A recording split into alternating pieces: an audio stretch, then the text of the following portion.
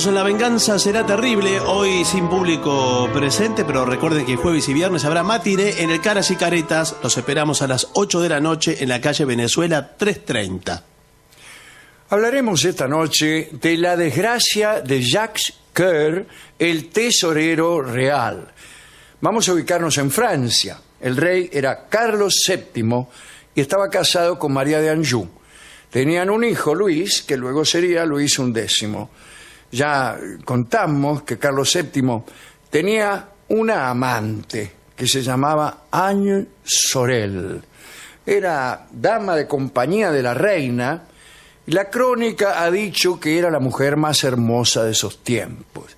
También se ha dicho que las arterias temporales del rey registraban una hinchazón cuando pensaba en esta chica. La reina ignoraba los deseos que su esposo sentía por Anne Sorel.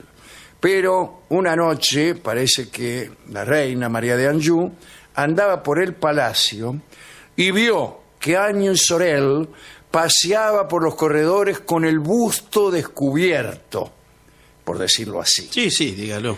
Esa falta de compostura le hizo pensar que la muchacha había conquistado en la corte un lugar importante, porque nadie anda exhibiéndose de esa manera si no ha conseguido alguna prerrogativa en el palacio. Y después la reina se enteró y bueno, confirmó el infortunio que sospechaba después de aquella visión, ¿no? Sí. Evidentemente, el rey andaba con la tipa. Anne Sorel murió muy joven, tenía 28 años, y el rey quedó medio trastornado. Pero después de la muerte de la favorita, sucedieron unos hechos que son los que hoy contaremos. Aquella muerte se produjo de un modo tan repentino que mucha gente dio en hablar de homicidio. Se murmuraba que Anne Sorel había sido envenenada. Bueno, mitad porque estaba de moda en aquel tiempo creer que todo lo que se morían súbitamente era por efecto de un envenenamiento. Tuvieron entonces la necesidad de encontrar un culpable. Primero señalaron al Delfín, a Luis, al hijo del rey, ¿no? Algunos recordaban que el heredero había detestado siempre a Anne Sorel porque temía su influencia sobre el rey. Un cronista de la época escribió que Carlos VII sabía del odio que su hijo tenía contra la favorita. En muchas ocasiones Luis había protestado porque ella disfrutaba mucho más de los favores del rey que la propia familia. El rey no escuchó estas protestas. El Delfín se enojó y entonces todos creyeron que había decidido, en virtud de aquel enojo, acortar los días de Anne Sorel. Decían incluso que en alguna oportunidad este muchacho había intentado matarla, que la había perseguido con un cuchillo en la mano y que ella se había escondido en la habitación del rey. Pero eran todos rumores, cosas que se dicen. Vio cómo es la gente. Bueno. Empieza uno y agregan detalles. Le van agregando detalles. Se va sumando. Efectivamente. Bueno, después de la muerte de la Sorel, algunos pidieron que se investigara al Delfín, pero el caso es que el rey no lo hizo.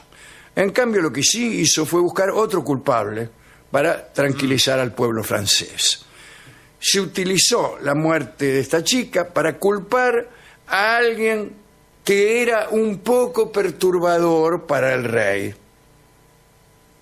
Un día, una dama de la corte llamada Juanita de Vendôme afirmó bajo juramento que Jacques Coeur, antiguo tesorero del rey, había envenenado a la Sorel.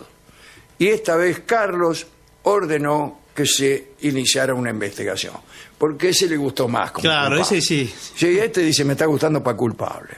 Y una semana más tarde, Jacques Coeur fue detenido en su casa y presentado ante un tribunal como sospechoso de haber asesinado a esta chica. Ahora, el tribunal estaba integrado por jueces muy poco recomendables. Esa detención, que causó una gran sorpresa en todo el reino, sin embargo, tranquilizó a muchos, porque el acusado era acreedor del rey y además había prestado sumas de dinero importantes a muchos personajes de la corte. Entonces el rey y todos aquellos deudores pensaron que una condena arreglaría muy bien sus negocios. Claro.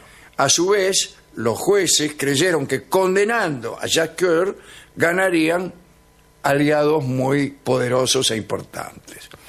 Esto de mandar a decapitar a los acreedores era bastante frecuente en aquellos años y también en toda la Edad Media.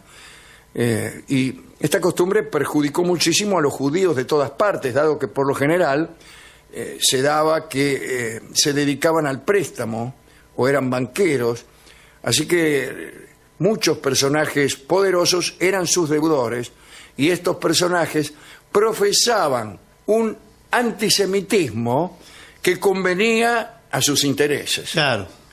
Hacían pesar su antisemitismo para evitar pagarle a sus acreedores judíos. Como empiezan tantos racismos, ¿no? Con un sustento económico. Así es. El caso es que se celebró nomás el proceso y, por supuesto, se empezó por la acusación contra Jacques de haber envenenado a la favorita. Pero las pruebas eran inconsistentes, incluso a los ojos de los peores enemigos del acusado. Pero ya que lo tenían ahí, los jueces decidieron condenar a Jacques Coeur por cualquier cosa. Todos los que podían sacar algún provecho lo acusaron cobardemente. Centenares de testigos se presentaron en la sala del consejo y Jacques Coeur, estupefacto, se vio acusado de asuntos de lo más extravagantes y absurdos. Se lo acusó de haber vendido armas a los infieles, de haber exportado moneda francesa al Levante, de haber fabricado escudos, es decir, monedas, ¿no?, demasiado ligeras de peso, con el logo real, de haber usurpado dones que varias ciudades del Languedoc habían regalado al soberano. Bueno, ya está, señor, basta. Sigo, de haber cometido fraude, y hasta una dama lo acusó de haberle encajado una patada a su perro. Bueno, eso sí es importante, ¿eh? Eso ya me está gustando. Desde luego, los jueces condenaron a Jacques Coeur por malversación de fondos, pero para no dar al pueblo la sensación de que era inocente del asunto principal, declararon que preferían condenarlo por fraudes económicos para no impresionar al resto con un envenenamiento que daban por seguro. Claro. Es decir, cualquier cosa. Jacques Coeur, que había sido uno de los mejores servidores de la corona, fue torturado y encarcelado. Además, había sido un gran amigo de Anne Sorel. Bien. Finalmente se salvó de la muerte, porque pudo sobornar a un guardia y huyó de la prisión. Bueno, un método clásico, la verdad que sí. Clásico método de la huida es lo mejor para eludir una sentencia a muerte. Además, para hacer honor a tanta acusación, el soborno, la verdad que hacía honor a eso. Pero claro que sí. Bueno, sí. Si era culpable de tantas cosas, claro, ¿qué me cuesta agregar una más? Sí. Llegó a Roma y allí encontró refugio y protección del Papa. Los historiadores aseguran que Jacques Coeur no era culpable, por una razón muy sencilla. Anne Sorel no murió envenenada. Según los médicos que han estudiado los síntomas, parece que Anne murió por la disentería de las parturientas. Poco antes de morir, la favorita había dado a luz a un hijo del rey. De todos modos, aquella necesidad del pueblo, ¿no?, que, indignado por una muerte, pedía que se encontraran culpables, dio resultado a Carlos VII, al rey. Las deudas que tenía con Jacques Coeur nunca fueron pagadas. Esta es la historia de este desgraciado acreedor. Me dirá usted cuál es la moraleja. ¿Cuál es la moraleja? Y yo le responderé que ninguna. Pero como por contrato estas charlas tienen que tener alguna clase de moraleja, podríamos inventarla. Sí. La primera es que no hay que prestarle plata a los que tienen más que uno. La segunda es tratar de no pasearse con el busto al descubierto por si uno quiere mantener oculta la relación con el dueño de casa. Bueno, claro. Es decir, si vos te paseás No ande por el alardeando. corredor de la casa de alguien con el busto al descubierto, la gente puede pensar que tenés algo con el dueño de Sí. casa. ¿Es un indicio? Es un indicio, sí.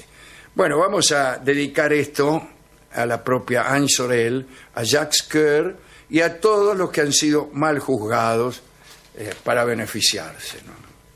Hemos ido a la discoteca y nos dieron una chacarera que da cuenta de deudas y de la forma de saldarlas. Se llama De mis pagos. Y así que escucharemos a los Huancahuá en la chacarera que se llama De mis pagos.